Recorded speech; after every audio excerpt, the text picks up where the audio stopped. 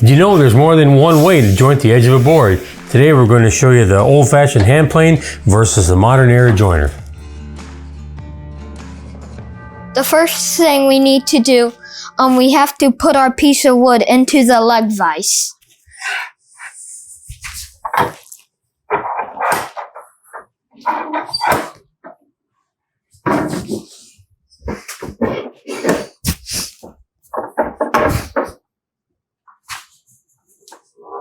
Now that we have our wood firmly put in our leg vise, we got to take the plane, and this is the one that Benjamin and I restored a couple weeks ago. We're going to plane this edge nice and straight.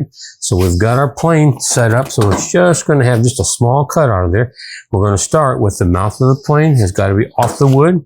We're going to hold it down with the knob, and then our backhand is going to push on the toe and just slide it through there just like that. And you see it's just picking up just a little bit, holding it down, starting off the board, coming onto the board, and going all the way off the other end. We just do that repeated until we end up with a nice flat piece of board. Just like that. And that plane's long enough, it's going to straighten that out real nice. We'll tip our shaves out of there, and I'll let you do it. Slide over here, and I'll help you do it. And the whole objective here, again, is to get that face or that edge of that board nice and perfectly flat, perfectly straight. Hold it down more with the point. There you go. Then it starts coming through. Okay, why are we not getting any cut on there? Try it again. Now you're cooking with the grease. Put a little elbow grease into there and jam it through. And you just run that through until you get that piece perfectly flat and perfectly square. That hand plane works nice after you restored it, doesn't it? Mm-hmm. The big thing here is just to make sure you're holding it down nice and flat and just driving it through. There you go. Drive it all the way through there. And you can hear when you start that your mouth is off the tool because it's not cutting anything, and you can hear at the end when it stops cutting. See that? Just like that.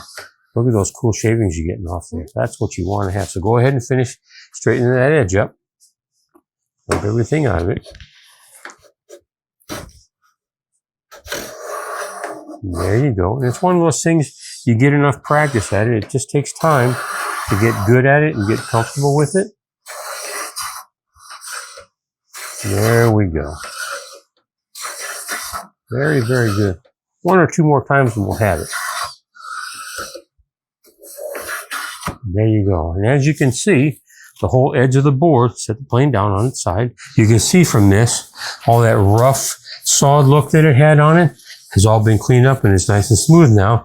And we went with the grain facing down like this, so it didn't go up against the grain and tear out. And also right there, we've got a really good, nice, straight edge, all done with our hand plane. Very cool, huh? Mm-hmm. Right there, we've done to this board with a good old everyday hand plane that Benjamin and I had restored a while back, really nice and sharp.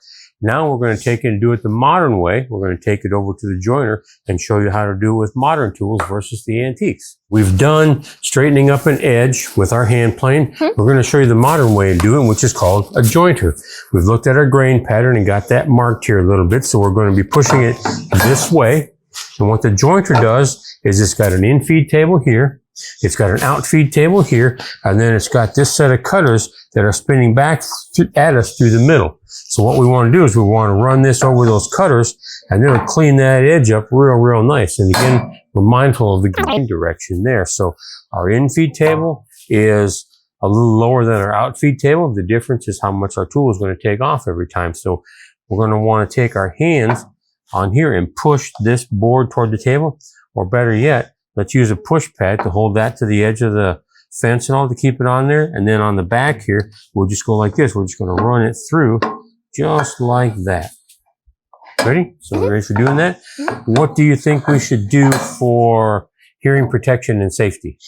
We should put on earplugs or these earmuffs that we are holding right now, and just put them on like that.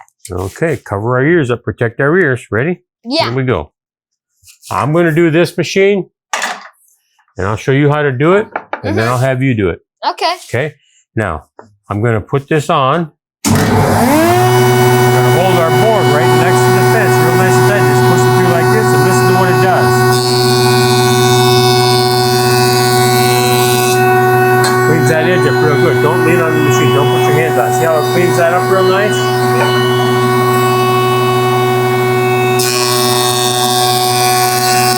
Run that through a number of times until we end up with a perfectly flat edge there. Once it's all the way through, then we can take our hands off and shut it off. Now, you can hold on to those. Here, a couple good things happened there, actually, good illustrations. One, we had our push pad, keeping our hands well away from everything, and our hand is up here, well away from everything. We ran it through a couple different times, light passes, multiples of those will get us there. And one thing that you saw, that I corrected Benjamin on, is you put your hand here, which inherently not safe, but with power equipment and power tools in the shop, if you get in the habit of never ever touching the top of a machine that's running, then that machine can't ever get the opportunity to hurt you. Even if it's just touching it here, if you make it a habit of never ever touching the machine when it's running, then that machine can't get you. Okay. So always, always, always don't touch the top. The wood can touch it. Our pads can touch the wood. Our hand can be on the top of the wood. We can run that through to get that cleaned up. But nowhere in that process does my hand ever touch the machine.